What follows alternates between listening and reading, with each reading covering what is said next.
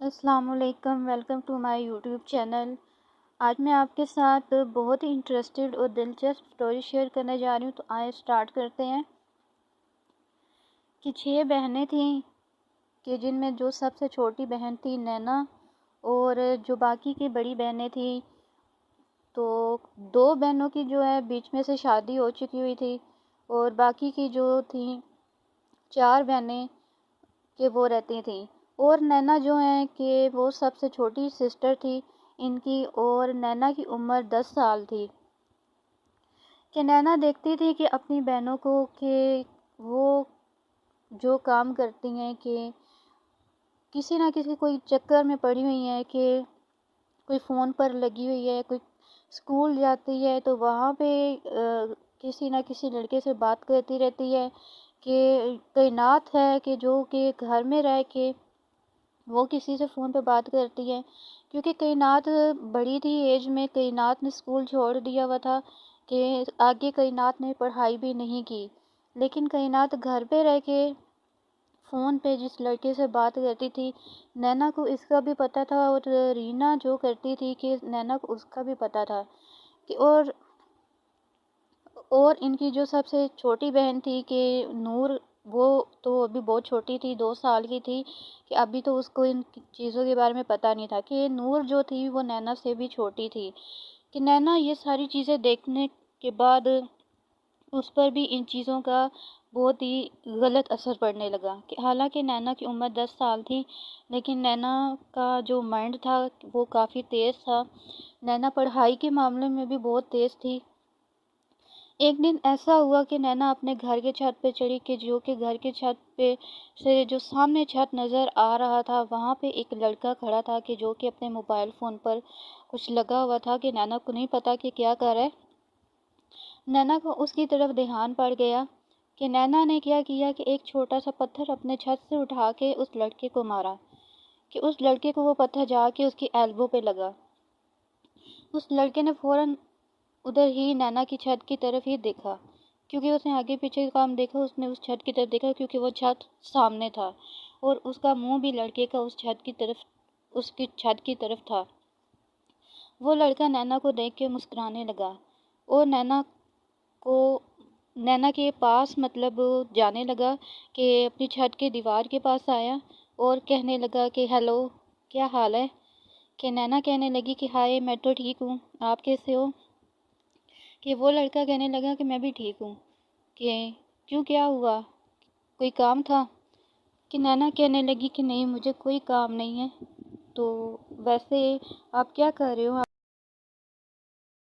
تو وہ لڑکا کہنے لگا کیوں، یہ سیل ہی ہے نا، کہ میں سیل ہی چلا رہا ہوں نا، اپنا ٹیب، اپنا موبائل، تو آپ کو کیا کام ہے میرے موبائل فون سے، کسی کو کال کرنی ہے تو آ جاؤ ادھر، میں کروا دیتا ہوں، یا ادھر سے تو ویسے بہت دور ہے۔ نینا کہنے لگتی کہ ارے نہیں، میں نے تو کسی کو کال نہیں کرنی، میں تو بس ویسے ہی پوچھ رہی ہوں۔ کہ نینا اس لڑکے کے ساتھ اس لڑکے سے بھی زیادہ بات چیت کرنے کی کوشش کرنے لگتی ہے، اس کے ساتھ فری ہونے لگتی ہے۔ کہ اتنے میں ہی نینا کی بہن جو ہے بڑی، کائنات کے، جو کہ چھت پہ آ جاتی ہے،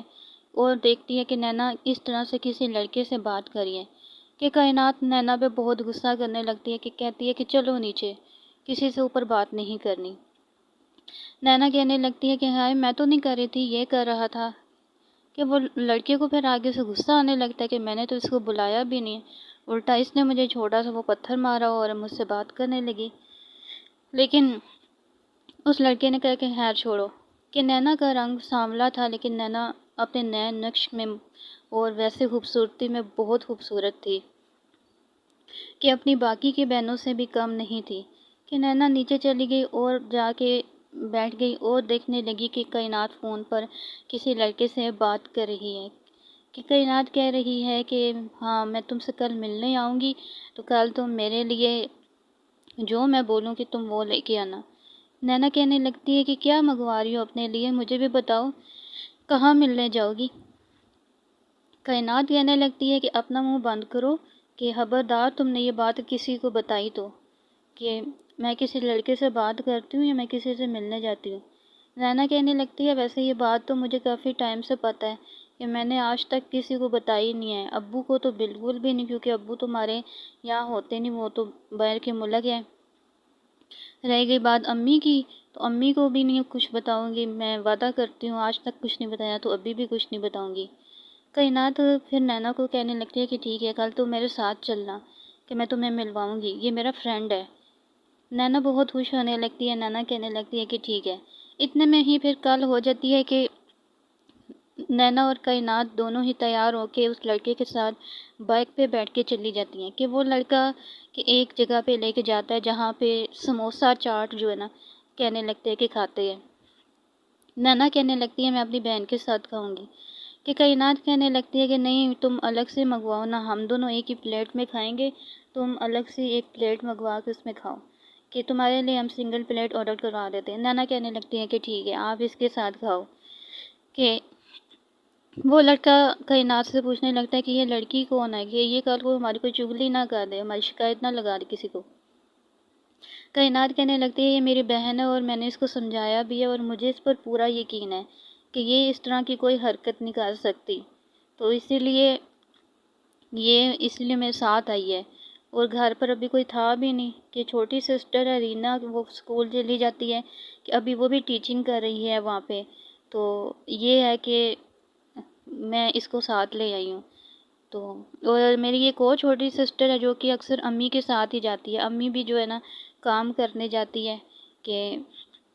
ابھی میرے ابو کا کام نہیں چلا اس حساب سے نا، تو اسی لیے ادھر امی کو ہی دیکھنا پڑتا ہے اور چھوٹی سسٹر رینا سنبھال رہی ہے گھر کو۔ وہ لڑکا کہنے لگتا ہے وہ اچھا یہ بات ہے، چلو کوئی نہیں خیر ہے۔ تو نینا کے لیے بھی چاٹ منگوا دی جاتی ہے اور یہ دونوں بھی مل کے چاٹ کھانے لگتے ہیں۔ چاٹ کھانے کے بعد تھوڑا بہت گھومنے پھرنے کے بعد نینا اور کائنات دونوں گھر آ جاتی ہیں، کہ نینا کہنے لگتی ہے کہ واؤ آپ کتنے لکی ہو کہ اس نے آج آپ کو اتنی سیر کروائی، ویسے ساتھ میں میری بھی سیر ہوگی مفت کی،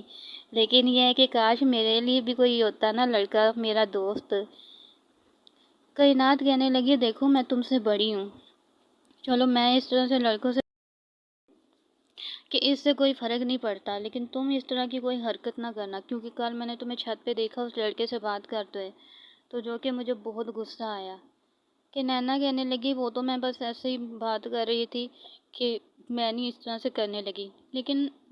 نینا سے بالکل بھی رہا نہیں جاتا تھا، کہ نینا اپنی بہنوں کو یہ کام کرتے دیکھتے، کہ جب اس کی وہ اسکول والی بہن گھر آتی ہے وہ بھی یہی سارا کچھ کرتی، اور جو اس کی گھر پہ سسٹر ہوتی ہے وہ بھی یہی کام کرتی۔ نینا کہنے لگتی ہے کہ ہائے میرا بھی کاش کوئی ہوتا نا کہ جو مجھے ایسے چیزیں لے کے دیتا،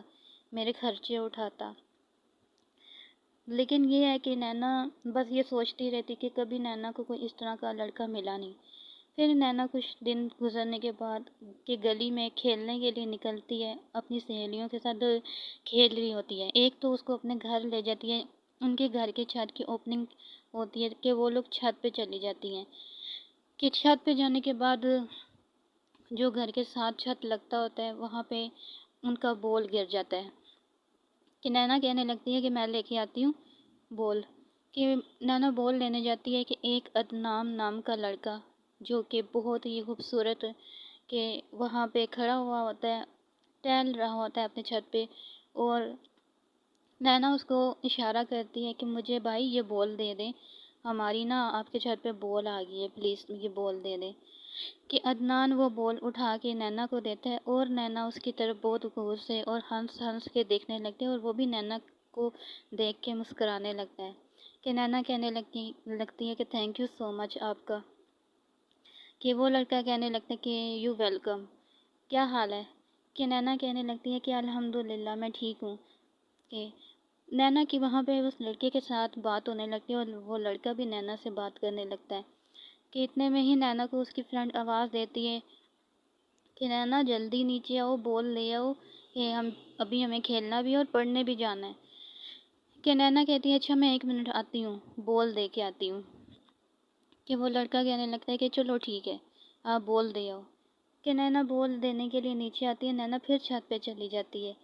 کہ سب فرینڈ آپس میں مل کے کھیلنے لگتی ہیں، لیکن ان کو یہ نہیں پتہ ہوتا کہ نینا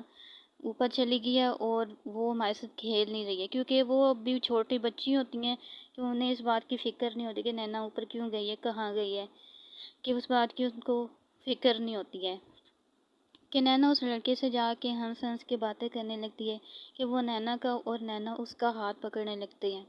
کہ وہیں پر اس لڑکے کے ساتھ نینا کی دوستی ہو جاتی ہے اور وہ دونوں آپس میں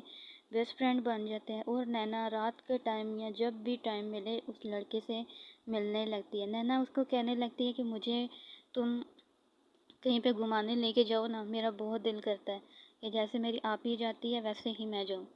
کہ وہ لڑکا جو ہوتا ہے وہ 25 سال اس کی ایج ہوتی ہے،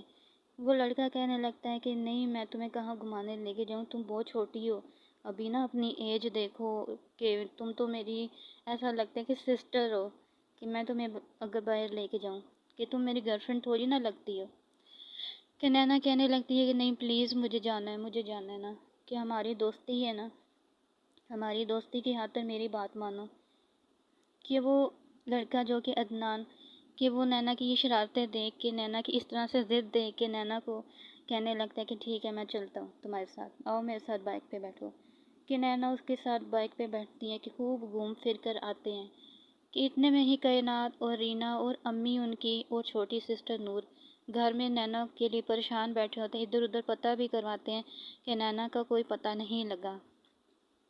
کہ کائنات کہنے لگتی ہے کہ جہاں نینا کھیلنے جاتی ہے کہ میں نے وہاں پہ بھی پتہ کیا ہے کہ یہ جو دائیں طرف والا گھر ہے اس گھر میں نینا بہت زیادہ جاتی ہے، کہ میں نے ان کے گھر تک پتہ کیا، کہتے ہیں آج تو آئی ہی نہیں ہے، اور ہفتے سے اوپر ہو گئے کہ بلکہ نینا اسی طرح کی حرکتیں کر رہی ہے کہ نینا اکثر مسنگ ہو جاتی ہے ہمارے کھیل کے بیچ ہی۔ رینا کہنے لگتی ہے کہ یار گھر پہ تم ہوتی ہو، کہ تمہیں چاہیے کہ تم اس کا خیال رکھو، کہ چھوٹی ہے وہ نا، کہ تمہیں پتہ ہے آج کل کا زمانہ ٹھیک نہیں ہے۔ کہ نینا کی امی رونے لگتی ہے کہ شام ہو گئی ہے کہ ابھی تک اس کا کوئی پتہ نہیں چلا۔ کہ اتنے میں ہی 5 منٹ گزرنے کے بعد نینا اپنے گھر،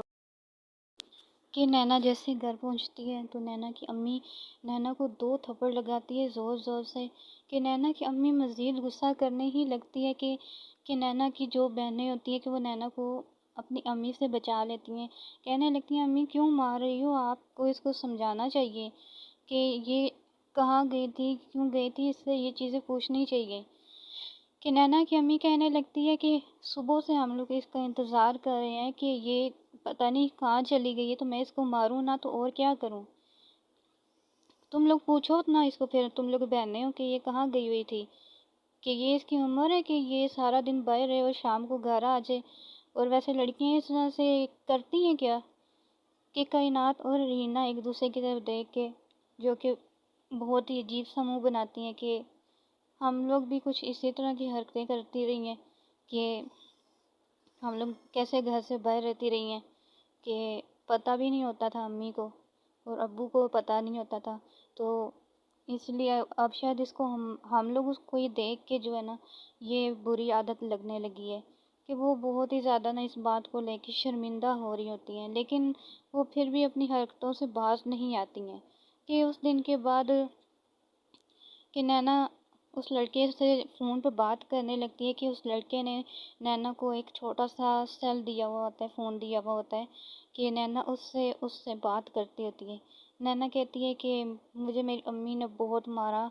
اور یہ ہے کہ دونوں آپیوں نے بھی مل کے جو ہے مجھے ڈانٹ لگائی ہے، کہ اب مجھے نہیں سمجھ آ رہی کہ میں تم سے کیسے ملوں گی۔ وہ لڑکا کہنے لگتا ہے کہ نینا اپنے گھر پہ رہو، کہ کوئی بات نہیں، ٹھیک ہے نا، ہم لوگ مل لیا کریں گے، تم اس بات کی ٹینشن نہ لو۔ کہ نینا کہنے لگتی ہے کہ اچھا ٹھیک ہے، میں تمہاری بات مان لیتی ہوں۔ نینا کہنے لگتی ہے کہ کل میری سالگرہ ہے، میرا ہیپی والا برتھ ڈے ہے، کہ مجھے کیا گفٹ دو گے بتاؤ۔ کہ عدنان اس بات کو لے کے بہت خوش ہوتا ہے اور کہنے لگتا ہے کہ چلو شکر ہے، تمہاری عمر میں 1 سال اضافہ ہوگا اور تمہاری ہائٹ میں بھی، تو میں تمہارے لیے یہ گفٹ سوچتا ہوں، میں سوچ رہا ہوں تمہیں کوئی گڑیا دے دوں، کہ یا پھر نینا کہنے لگتی ہے نہیں مجھے گڑیا نہیں چاہیے، کہ مجھے کچھ اور، کہ جو میں بولوں۔ کہ عدنان کہنے لگتا ہے کہ میں تمہیں اپنی مرضی کا گفٹ دوں گا، یا لیکن یہ ہے کہ گڑیا تو نہیں ہوگی، ٹھیک ہے، لیکن میں گفٹ بتاؤں گا نہیں۔ کہ جب آپ کا ہیپی والا برتھ ڈے ہوا تو اس دن میں آپ کے گھر کے باہر آؤں گا رات کے ٹائم پہ، کہ رات کے ٹائم پہ کوئی دیکھے نہ ہمیں، تو میں آپ کو آپ کا گفٹ دے دوں گا کہ آپ نے یہی بولا ہے کہ آپ کو کسی آپ کی فرینڈ نے دیا ہے۔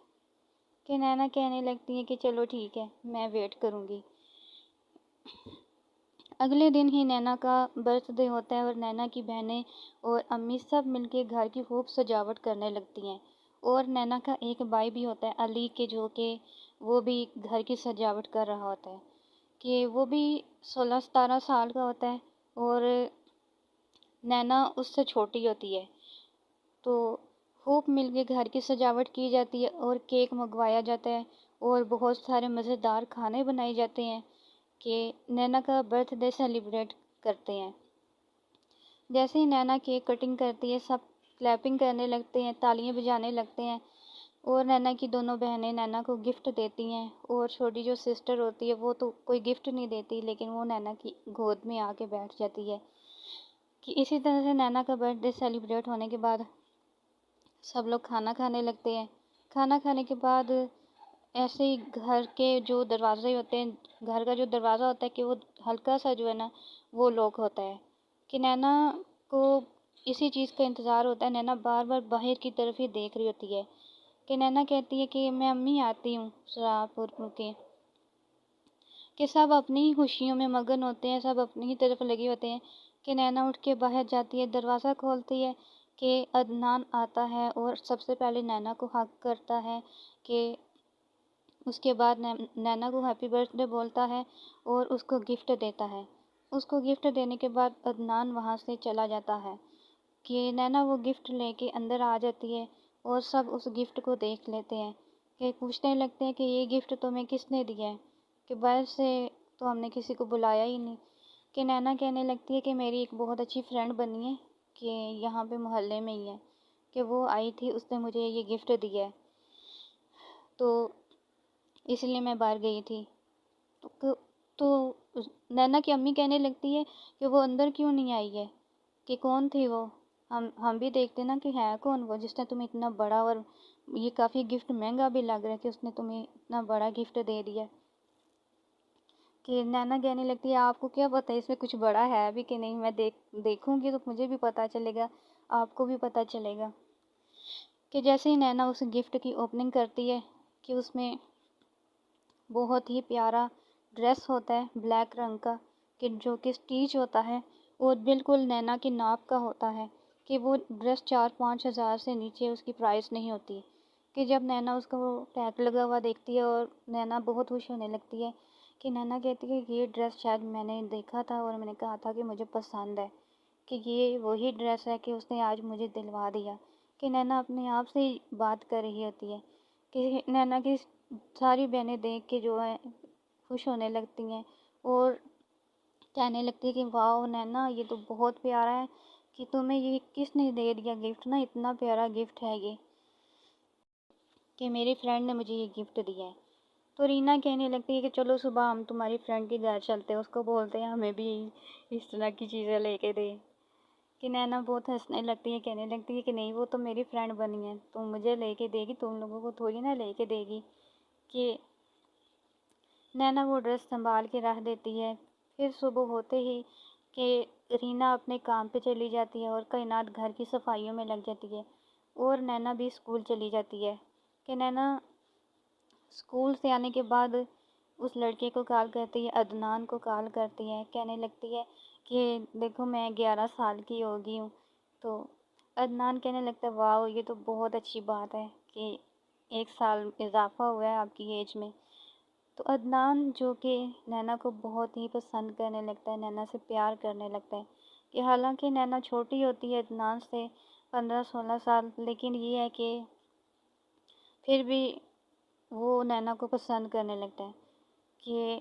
نینا پوچھتی نہیں ہے لیکن وہ نینا کو اپنی لائف کے بارے میں کچھ بتانے لگتا ہے، کہنے لگتا ہے کہ نینا میری لائف میں 2 لڑکیاں تھیں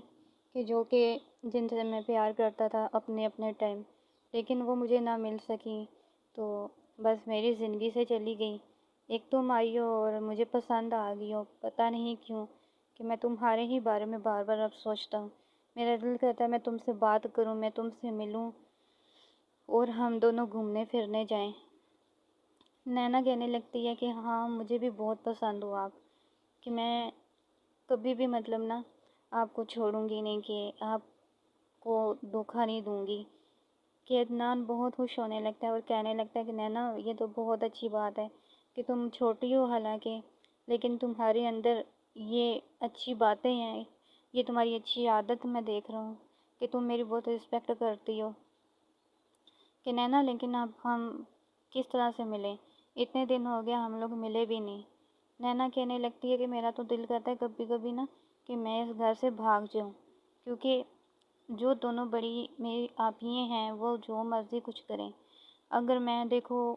تھوڑی دیر کے لیے باہر رہ کے آئی تو مجھے امی نے اتنا مارا۔ عدنان سمجھانے لگتا ہے، کہنے لگتا ہے کہ نینا کر تو ویسے وہ بھی غلط ہی رہی ہیں، لیکن بات یہ ہے کہ وہ تم سے ایج میں بڑی ہیں، کہ اگر وہ کچھ کر رہی ہیں نا تو وہ ان کی ایج کے حساب سے ہے، تو تمہاری ایج کے حساب سے نہیں ہے، اور تمہارا اس طرح سے گھر سے باہر رہنا بھی ٹھیک نہیں تھا، اس لیے تمہیں تمہاری امی نے مارا۔ لیکن یہ ہے کہ میں کوئی طریقہ کار ڈھونڈتا ہوں کہ کم سے کم ہم لوگ ابھی مل تو سکا کریں نا، باقی کی باتیں بعد میں۔ کہ سعد کا ایک دوست ہوتا ہے اسرار، جو کہ کراچی میں رہ رہا ہوتا ہے، کہ جب سعد اسکول پڑھتا تھا کہ وہ سعد کے ساتھ اس کا کلاس فیلو رہا ہے اور بہت اچھی ان دونوں کی دوستی چلتی رہی ہے۔ اور سعد کا جو دوست ہے کہ اس کا یہ خواب تھا کہ وہ وکیل بنے، ایڈوکیٹ بنے، کہ اس نے لانگ ٹائم تک پڑھائی کی ہے۔ کہ سعد کہنے لگتا ہے کہ میرے پاس اس کا نمبر ہے، میں اس کے ساتھ رابطہ کرتا ہوں، اگر وہ وہاں پہ تم لوگوں کے لیے کوئی کراچی رہنے کا بندوبست کر دے تو۔ پھر کیا کرنے لگتا ہے سعد کہ اپنے اس دوست کو کال لگاتا ہے، کہ کہنے لگتا ہے کہ آج 2 سال ہو گئے ہماری ملاقات کو، کہ میں تم سے ملا نہیں ہوں، کہ آپ کہاں ہوتے ہو۔ کہ اسرار کہنے لگتا ہے کہ پہلے تو میں وہاں تھا، کہ جیسے کہ تمہیں پتہ میں رہتا تو کراچی ہوں، لیکن ہم لوگوں نے وہاں پر بھی شفٹنگ کی تھی، تو میری پڑھائی کمپلیٹ ہونے کے بعد اب یہ ہے کہ ہم لوگ کراچی واپس آ گئے ہیں، تو یہ ہے کہ بتاؤ اور تم سناؤ کیا کام ہے، کیسے ہو تم، کوئی تم نے مطلب کام کے لیے رابطہ کیا مجھے بتاؤ۔ کہ سعد کہنے لگتا ہے ارے بھائی تمہیں لگتا ہے کہ میں نے تم سے کسی مطلب کے لیے رابطہ کیا ہے، تو مطلب کی بات نہیں ہے، واقعی میں میرے پاس تمہارا نمبر تھا، لیکن کچھ مصروفیات کی وجہ سے میں تم سے رابطہ نہیں کر پایا، اس لیے میں معذرت چاہتا ہوں، لیکن کہنے لگتا ہے کہ میں تم سے ملنا چاہتا ہوں۔ کہ اسرار کہنے لگتا ہے سوری بھائی میں مل نہیں سکتا کیونکہ میں بہت بیزی ہوتا ہوں، جیسے کہ تمہیں پتہ ہے کہ میں نے ایڈوکیٹ کی پڑھائی کی ہے، کہ اسی لیے اب میں یہاں پہ ہی لگ گیا ہوں، کہ مجھے اب بتاؤ کہ میں تمہاری کیا ہیلپ کر سکتا ہوں۔ کہ چلو ٹھیک ہے بھائی، ویسے تو آج کل سب مطلب کے لیے یاد کرتے ہیں، رابطہ کرتے ہیں، لیکن تم مجھے بتاؤ کہ تم نے کیوں رابطہ کیا۔ اور سعد کہنے لگتا ہے کہ ہاں یار مجھے ایک کام تھا تم سے، کہ مجھے تو جو تم سے کام ہے چلو میں تمہیں بتا دیتا ہوں، اور باقی رہ گئی بات کہ ہماری دوستی کی، کہ ایسا نہ بولو کہ میں نے تمہیں مطلب کہ ہمارے یاد کی ہے، کہ مجھے تم ویسے بھی ناراض سے لگتے ہو۔ کہ اسرار کہنے لگتا ہے کہ میں بھی ویسے لوگوں کے ساتھ اس حد تک ہی رابطہ رکھتا ہوں کہ بس ان کے کام آ سکوں، کہ نیکی کرتا ہوں، لیکن یہ ہے کہ کبھی ان سے پوچھتا تک نہیں ہوں کہ بھائی آپ کس حال میں ہو، کس حال میں نہیں، کہ ان کو دوبارہ مطلب کوئی رسپانس نہیں دیتا۔ کہ پھر ساتھ ساری بات بتانے لگتا ہے عدنان اور نینا کے بارے میں، کہ اس طرح سے یہ دونوں ہیں کہ ایک دوسرے سے بہت پیار کرتے ہیں، اور آپس میں ان دونوں نے شادی کر لی ہے، کہ پوری کہانی بتاتا ہے سعد کہ یہ سب کہانی ہے۔ تو اسرار کہنے لگتا ہے تو بھائی یہ تو ویسے بہت بڑا جرم ہے، کہ پتہ ہے کہ اگر ان لوگوں نے پولیس میں کمپلین کر دی کہ نینا اور عدنان دونوں جیل میں بیٹھے ہو سکتے ہیں۔ کہ سعد کہنے لگتا ہے اس بات کی تم ٹینشن نہ لو، کہ بس ایک دفعہ بعد تم ان دونوں کا رہنے کا کوئی ارینج کر دو، باقی میں سب کو بتا دوں گا کہ یہ دونوں کہاں گئے، اور ان دونوں نے شادی کر لی، اور یہ ہے کہ عدنان نے یہ تک وعدہ کیا کہ وہ 3 سال لے گا کہ نینا کے قریب نہیں آئے گا اور نینا کو ہاتھ نہیں لگائے گا۔ اسرار کہنے لگتا ہے کہ چلو اگر یہ بات ہے بھائی میں تو ٹھیک ہے مان جاتا ہوں، لیکن یہ ہے کہ سب کو سنبھالنا ہے، تمہاری ذمہ داری ہے، کہ چلو میں ان کو رہنے کا ٹھکانہ دے دیتا ہوں۔ کہ اسرار جگہ بتاتا ہے کہ یہ لوگ کہاں آ کے رہ سکتے ہیں، اور جاب کے لیے بھی پوچھتا ہے تو جاب بھی بتا دیتا ہے کہ ایک جگہ پہ لڑکے کی ضرورت ہے، کہ چکن شاپ پہ لڑکے کی ضرورت ہے، کہ اگر عدنان کو چکن ذبح کرنا آتا ہے یا وہاں پہ یہ ورکنگ کر سکتا ہے تو میں اس کو وہاں پہ لگوا دیتا ہوں۔ کہ عدنان سے ساتھ پوچھنے لگتا ہے کہ بھائی تمہیں چکن ذبح کرنا آتا ہے، کہ عدنان مذاق اڑانے لگتے ہیں۔ عدنان کہنے لگتا ہے بھائی مجھے چکن ذبح کرنا نہیں آتا، بس کھانا آتا ہے، کہ انہیں بولو میں کھا لوں گا، مجھے اس کی سیلری دے دیں۔ تو سعد اس بات کو لے کے ہنسنے لگتا ہے، کہ سعد کہنے لگتا ہے مذاق نہ کرو بھائی، وہاں پہ رہنا تو تمہاری جاب کا بھی کچھ کرنا پڑے گا۔ عدنان کہنے لگتا ہے کہ ٹھیک ہے بھائی، میں کام اگر نہیں ہے تو سیکھ لوں گا، کہ مجھے سکھا دیں۔ کہ عدنان اور نینا کا جانے کا جو سارا بندوبست ہوتا ہے یہ ساتھ کروا دیتا ہے، کچھ پیسے وغیرہ بھی دے دیتا ہے، اور یہ دونوں کراچی چلے جاتے ہیں شادی کر کے۔ تو ہماری جو سٹوری ہے اس کا یہیں پر اینڈ ہوتا ہے۔ آپ کو اس سٹوری سے کیا سبق ملتا ہے کومنٹ میں ضرور بتائیے گا۔ اس کہ نینا کو ان چیزوں سے کوئی فرق نہیں پڑ رہا تھا کہ اس کی دونوں بہنوں نے کس کے ساتھ رابطہ رکھا ہوا ہے، کس کے ساتھ ختم کر دیا ہے، کہ نینا یہ دیکھ بھال ضرور رہی تھی لیکن اس کو ان چیزوں سے کوئی فرق نہیں پڑ رہا تھا، کیونکہ بے شک وہ چھوٹی تھی ایج میں لیکن اس کو بھی عدنان پسند آنے لگا تھا، کہ جیسے عدنان کو بھی نینا پسند آ گئی تھی، کہ نینا کا بھی حالانکہ بچوں والا دماغ بنتا ہے لیکن وہ بڑوں کے جیسی سوچنے لگی، کہ وہ تو یہ تک سوچنے لگی کہ وہ عدنان کے ساتھ شادی کرے گی اور اپنی زندگی گزارے گی، کہ عدنان نے بھی نینا کو شادی کا وعدہ دیا تھا، کہ لیکن یہ ہے کہ ان دونوں کے بیچ کہ بہت ساری مجبوریاں اور بہت سے ایسے راستے جو کہ ان کے لیے بند ہی ان کو نظر آ رہے تھے، کوئی کسی قسم کا ان کو راستہ نظر آ ہی نہیں رہا تھا۔ نینا اور عدنان نے ایک طریقے سے اپنے آپ کو ایک دوسرے کے ساتھ ملنے کے لیے تیار کر رکھا تھا، کہ وہ اس طرح سے کہ رات ہوتے ہی کہ عدنان گلی کے ایک کونے میں جہاں پہ ایک گھر بن رہا تھا کہ وہاں پہ آ جایا کرتا تھا، گلی کے کونے میں جو گھر بن رہا تھا کہ نینا وہاں پہ چلی جایا کرتی، کہ نینا کہنے لگتی کہ مجھے میری فلاں فرینڈ بلا رہی ہے کہ میں اس کے گھر جا رہی ہوں، کہ اس کے گھر جانے کے بہانے کے نینا وہاں عدنان کے ساتھ ملنے جانے لگ پڑی، کہ عدنان اور نینا وہاں پہ ملنے لگے۔ عدنان کہنے لگتا ہے کہ میں اب اور تمہارے بغیر نہیں رہ سکتا نینا، کہ پتہ نہیں کیوں، کہ جیسے کہ مجھے ایسا لگتا ہے کہ اب ہم دونوں کو ایک دوسرے کا پکا ہو جانا چاہیے، اور اس طرح سے ہو جانا چاہیے کہ ایک دوسرے سے ایک پل بھی جدا نہ ہو۔ نینا کہنے لگتی ہے کہ میں بھی یہ چاہتی ہوں کہ ہم دونوں ایک دوسرے کے ہو جائیں، ہم دونوں ایک دوسرے کے بن جائیں، میں بھی تم سے بہت پیار کرتی ہوں لیکن کیسے؟ عدنان کہنے لگتا ہے کہ نینا میں تم سے شادی کرنا چاہتا ہوں، کہ چلو شادی کر لیتے ہیں، تمہارے گھر بات کرتے ہیں۔ نینا کہنے لگتی ہے کہ میں چھوٹی ہوں، میری شادی کے لیے نہیں ماننے لگے، کیونکہ ابھی میری بڑی آپی جو ہے کائنات، ان کی شادی کی کل میں نے سنا کہ بات کر رہے تھے کہ ہو سکتا ہے کہ میری آپی کی شادی کروا دیں اس ہفتے کے اندر اندر، کہ کائنات کو اپنی شادی سے کوئی اعتراض بھی نہیں ہوتا، کیونکہ کائنات اپنی ماں کی مرضی سے شادی کر رہی ہوتی ہے۔ اس طرف کائنات کے ابو بھی کہ باہر کے ملک سے واپس آ رہے ہوتے ہیں کہ کائنات کی شادی سیلیبریٹ کر سکیں، کہ کائنات کی شادی کی جیسے گھر پہ بات چلتی ہے کہ کائنات بھی مان جاتی ہے، اور گھر پہ صرف اور صرف رینا کہ جو کہ رہ جائے گی، یا چھوٹی جو سب سے چھوٹی سسٹر ہے نور، وہ رہ جائے گی، کہ اس طرف کائنات کی شادی کی تیاریاں چلنے لگتی ہیں، کہ کافی سارا خاندان آتا ہے، کہ کافی سارے لوگ آتے ہیں اور کائنات کی شادی اچھے طریقے سے کروائی جاتی ہے، کہ کائنات پارلر سے جا کے تیار ہو کے آتی ہے، کہ کائنات کی جس لڑکے سے شادی ہوتی ہے اس کا نام اسد ہوتا ہے، کہ ان کو ایک ولیج میں جانا ہوتا ہے، کہ کائنات وہاں شادی کر کے چلی جاتی ہے۔ پھر گھر میں رینا رہ جاتی ہے، رینا کو بھی گھر کے کاموں کے لیے اپنی پھر پڑھائی چھوڑنی پڑی، کہ وہ اپنی جو اسکول کی پڑھائی کرتی تھی، بچوں کو پڑھاتی تھی، کہ وہ رینا کو چھوڑنی پڑی، پھر رینا گھر سنبھالنے لگی۔ تو نینا نے اس حد تک صبر کیا ہوا تھا کہ اس کی جو سسٹر ہے، اس کی جو آپی ہے، اس کی شادی ہو جائے، پھر اس کے بعد وہ کوئی قدم اٹھائے گی یا کچھ کرے گی، کہ عدنان سے کہنے لگتی ہے نینا کہ میری آپی شادی کر کے جا چکی ہے، کہ اب مجھے یہ بتاؤ کہ کیا کرنا ہے، کہ میں تو اب اپنے گھر میں بات کر نہیں سکتی، کیونکہ ابھی میں 11 سال کی ہوں کہ میری شادی نہیں کروانے لگے۔ تم اس بات کو لے کے سمجھو۔ ابھی تو کائنات تو آپ ہی سے جو چھوٹی ہیں، رینا آپی، ان کی ہو سکتا ہے شادی کروائیں، کہ جو میری 2 بڑی آپی ہیں کہ ان کی شادی پہلے سے ہی کروا دی جا چکی ہوئی ہے۔ اتنے میں عدنان کہنے لگتا ہے کہ نینا مجھے اب اس کے علاوہ پھر کوئی اور رستہ سمجھ نہیں آتا، کہ جس حساب سے تم بتا رہی ہو کہ تمہارے گھر والے نہیں مانیں گے،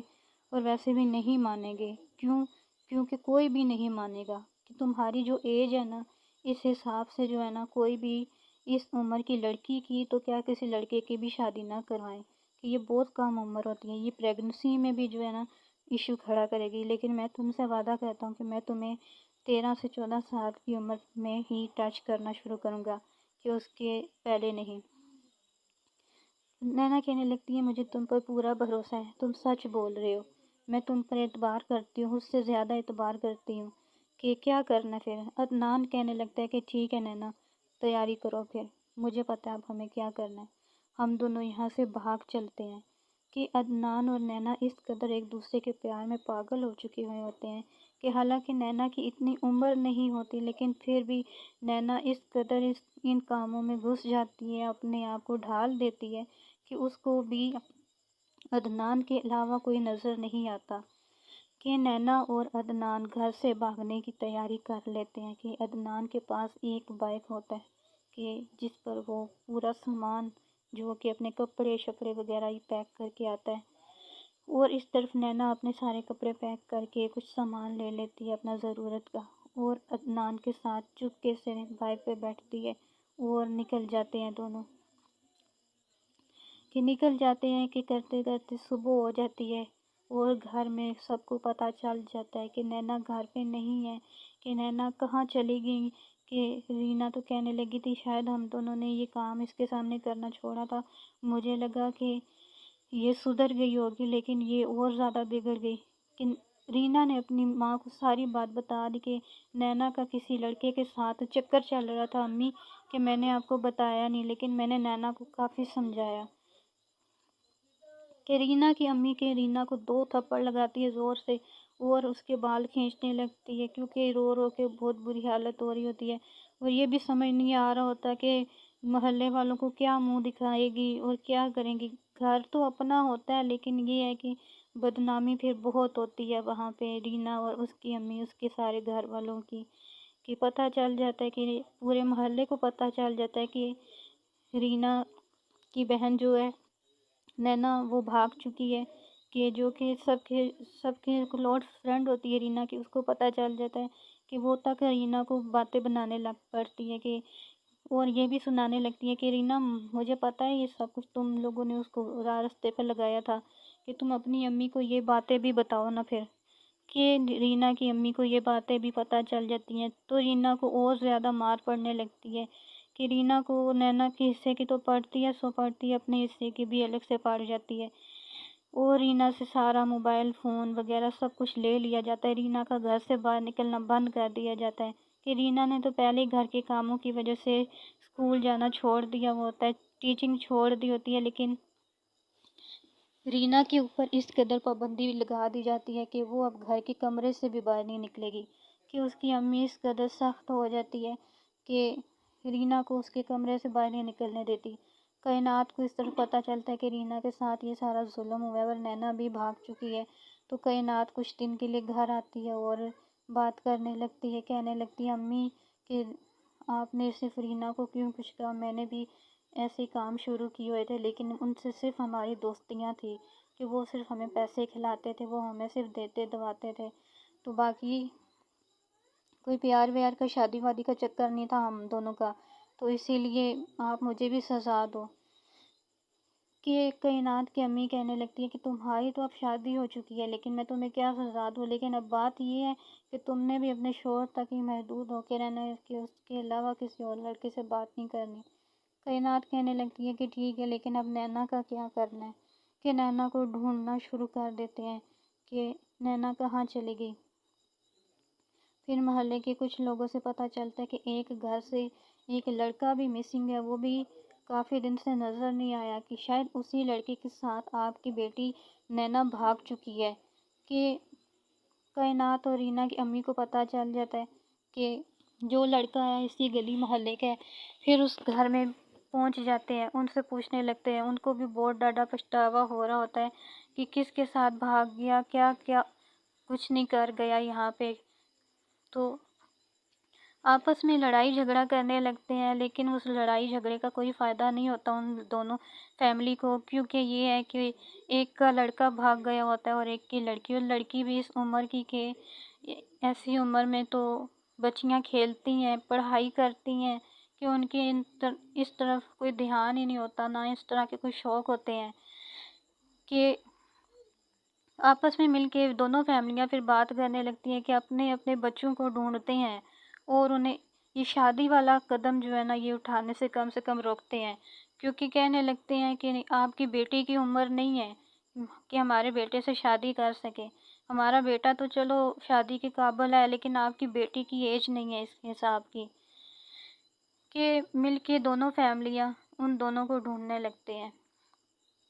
کہ عدنان کا کزن جو ہوتا ہے سعد، کہ عدنان اس کے گھر پہنچ جاتا ہے، اور سعد کی فیملی جو ہوتی ہے کہ وہ بھی دیکھ لیتی ہے کہ عدنان وہاں پہ آیا ہے، کہ فوراً کانٹیکٹ بھی کر دیتے ہیں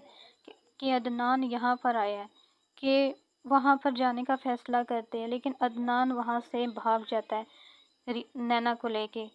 سعد کہنے لگتا ہے کہ تم دونوں ٹینشن نہ لو، کہ میرا یہاں پہ ایک ولیج میں میں نے ایک روم بنایا ہے، ٹھیک ہے، کہ جہاں پہ میں تھوڑا بہت اپنا سامان رکھتا ہوں ضروری کا، اور اپنے دوستوں کے ساتھ بیٹھ کے وہاں پہ کوئی باتیں شاتیں کر لیتا ہوں، گپ شپ لگا لیتا ہوں، اور بھی میں نے وہاں پہ کافی سامان رکھا ہوا ہے کہ تم دونوں فی الحال کے لیے وہاں چلے جاؤ، میں کسی کو نہیں بتاؤں گا، کہ وہاں چلے جاتے ہیں، اور وہاں جب پہنچتے ہیں تو پوچھتے ہیں کہ کہاں ہیں دونوں، کہ پتہ چلتا ہے کہ وہ دونوں یہاں پر بھی نہیں ہیں۔ پھر سعد کہنے لگتا ہے کہ مجھے تو لگتا ہے کہ یہاں سے بھی بھاگ گئے۔ پھر سعد کے گھر والے اور عدنان کے گھر والے پوچھنے لگتے ہیں کہ انہیں بتایا کس نے کہ ہم لوگ آ رہے ہیں، کہ یا پھر یہ لوگ آ رہے ہیں، انہیں بتانے والا کون ہے کہ جس کی وجہ سے وہ بھاگے ہیں۔ پھر سعد اپنا منہ جو ہے نا وہ نیچے کر کے کھڑا ہو جاتا ہے، اور سب کو سعد پہ شک جانے لگتا ہے، کہ سعد سے پوچھنے لگتے ہیں کہ کیوں سعد، کہاں بھگایا انہیں، کیا کیا ہے تم نے، کیونکہ سعد اور عدنان بہت اچھے کزن بھی ہوتے ہیں اور بھائی بھی ہوتے ہیں اور فرینڈ بھی بنے ہوتے ہیں۔ کہ سعد کہنے لگتا ہے ہاں میں نے ان کو بھگا دیا، کیونکہ مجھے لگا کہ آپ لوگ ان کے اوپر کوئی مار پیٹ کرو گے، کیونکہ جو بچی تھی ساتھ میں وہ بہت ہی زیادہ ڈری ہوئی سہمی ہوئی تھی، جس وجہ سے مجھے اس بچی کو دیکھ کے کم سے کم مجھے ترس آیا، میں نے ان دونوں کو بھگا دیا، لیکن وہ بہت دور بھاگ چکے ہیں کہ مجھے نہیں پتا کہاں گئے، شاید کہ عدنان کہہ رہا تھا ہم کراچی چلے جائیں، کہ یہاں پہ عدنان کی فیملی کو، سعد کی فیملی کو اس بات کو لے کے اب ان کا یہ شروع ہو جاتا ہے کہ کہاں ڈھونڈے، کہاں گئے، کہ سعد کی فیملی پوچھنے لگتی ہے کہ کیا ہوا، کیا تھا، کیوں بھاگے ہیں یہ دونوں، آپس میں ان میں کیا ہوا تھا، کہ عدنان کی فیملی بتانے لگتی ہے کہ ساری A to Z بات بتاتی ہے کہ ہمیں تو پتہ بھی نہیں تھا کہ یہ کسی لڑکی سے ملتا ہے، کہ اس کا کسی لڑکی کے ساتھ کوئی لنک ہے، کوئی چکر ہے، تو اب جا کے ہمیں پتہ چلا ہے کہ نینا کی امی سے پتہ چلا ہے کہ ان کی بیٹی یہ 11 سال کی ہے تو بھاگ چکی ہے ہمارے بیٹے کے ساتھ، کہ انہوں نے آ کے ہماری بڑی بےعزتی کی، ہماری انسلٹ کی، پورے محلے میں ہماری بدنامی کروائی انہوں نے، کہ ہم نے تو نہیں کروائی کیونکہ ان کی بیٹی تھی اور ہمارا بیٹا تھا، کہ ہم نے ان کی بیٹی کی عزت رکھی کم سے کم، جبکہ عزت ہماری بھی تھی، ہمارے بیٹے کی بھی تھی، کہ کہنے لگتے ہیں کہ اب تو کچھ نہیں ہو سکتا، کہاں بھاگے، کہاں گئے، یہاں آئے تھے تو مل جاتے، لیکن یہ ہے کہ سعد کی غلطی کی وجہ سے اب وہ آپ لوگوں کو کیسے ملیں گے، کہ کہنے لگتے ہیں کہ پھر بھی ہم لوگ انہیں ڈھونڈتے رہیں گے، کہ ان کو ان کی بچی کی بہت زیادہ پرواہ ہے اور ہمیں ہمارے بچے کی پرواہ ہے، کہ انہیں تو اپنی بچی کو لے کے ڈبل ٹینشن ہے، کہ ایک تو ان کی بیٹی بھاگ چکی ہے، دوسرا اس کی ایج بہت کم ہے، اگر ان دونوں بچوں نے مل کے غلط قدم اٹھا لیا، شادی کر لی، تو پریگننسی میں خاص کر کے اس بچی کو بہت مسئلہ ہو سکتا ہے، کہ شادی تو کبھی نہ کبھی کروانی ہی تھی، لیکن یہ عمر نہیں ہے نہ بچے پیدا کرنے کی نہ شادی کرنے کی، کہ عدنان اور نینا کہ جو اس کمرے میں فی الحال کے لیے جا کے بیٹھتے ہیں، کوئی آواز نہیں کرتے اور بھوکے پیاسے بھی ہوتے ہیں، کہ رات کے 12 بجے کے ساتھ اپنے گھر سے کھانا وغیرہ باندھ کے لے کے جاتا ہے، ان دونوں کو کھانا کھلاتا ہے اور ان دونوں کی تھوڑی بہت بےعزتی بھی کرتا ہے، کہنے لگتا ہے کہ تم دونوں بہت پاگل ہو، بہت ہی زیادہ پاگل ہو، ایک دفعہ بار گھر والوں سے بات کر لی ہوتی کہ کیا پتہ تم دونوں کی شادی کروا دیتے، کہ تم یہ ہے کہ 2-3 سال تک صبر کر لیتے عدنان، کہ عدنان کہتا ہے کہ بس یار نہیں سمجھ آیا، یہ پیار چیز ہی ایسی ہوتی ہے کہ جدائی برداشت نہیں کرتی ہے، کہ کوئی دور چلا جائے یا کوئی دور جانے لگے کہ بس سمجھ نہیں آتا نا، کہ نینا بھی کہنے لگتی ہے کہ ہاں میں بھی بہت پیار کرتی ہوں عدنان سے، میں نہیں رہ سکتی عدنان کے بغیر، اور عدنان اتنا اچھا ہے کہ اس نے مجھ سے یہ تک وعدہ کی ہے کہ یہ مجھ سے شادی کرے گا، لیکن یہ مجھے 3 سال بعد جا کے ہاتھ لگائے گا، کہ اس سے پہلے یہ میرے قریب نہیں آئے گا، کہ میری عمر 14 سے 15 سال تک ہو جائے گی تب۔ سعد کہنے لگتا ہے کہ کیا تو تم دونوں نے ویسے غلط ہی ہے، کہ اپنی بھی بدنامی کروائے ہو عدنان تم، اور اس لڑکی کے گھر والوں کی بھی بدنامی کروائے ہو، کہ اب یہ ہے کہ میں کہنے لگوں اس کے ساتھ کوئی فالتو ٹائم سپینڈ کرنے سے اچھا ہے کہ تم اس کے ساتھ فوراً شادی کر لو، عزت کی بات کرو، کہ عدنان کہنے لگتا ہے ٹھیک ہے ہم دونوں شادی کر لیتے ہیں، لیکن یار ہم جائیں گے کہاں پہ، کہ کل کو وہ اس کمرے میں بھی آ سکتے ہیں، کہ بے شک تمہارا گھر اپنا بنا ہوا ہے، لیکن یہ ہے کہ ہم رہیں کہاں پہ، تمہارے گھر میں بھی نہیں رہ سکتے، کہ سعد کہنے لگتا ہے کہ ٹھیک ہے میں تم لوگوں کے بارے میں کچھ سوچتا ہوں، کہ تم دونوں سب سے پہلے اپنی شادی کا سوچو، پھر اس کے بعد میں تم لوگوں کو بتاؤں گا کہ تم لوگوں نے کرنا کیا ہے۔ عدنان کہنے لگتا ہے کہ ٹھیک ہے چلو ہمارے ساتھ صبح ہی، کہ ہم لوگ فی الحال کے لیے شادی کر لیتے ہیں، نکاح کر لیتے ہیں، تو پھر اس کے بعد ہم سوچتے ہیں ہمیں جا کے رہنا کہاں پر ہے، کہ کچھ ہی دنوں میں عدنان اور نینا ایک دوسرے کے ساتھ شادی کر لیتے ہیں، اور پھر ان کے رہنے کا مسئلہ بن جاتا ہے کہ وہ رہیں کہاں پہ، اور عدنان یہ تک کہنے لگتا ہے کہ اگر میں نے کہیں پہ رہنا ہے تو میں نے کوئی جاب بھی کرنی ہوگی، آج تک میں نے کسی کام کو ہاتھ تک نہیں لگایا، بس میں گھر پہ بیٹھا رہا آج تک، نہ میں نے پڑھائی کمپلیٹ کی، اور مطلب میری پڑھائی کمپلیٹ ہوئی اس کے بعد میں نے کوئی جاب نہیں کی، بس میں اپنے دوستوں کے ساتھ گھوم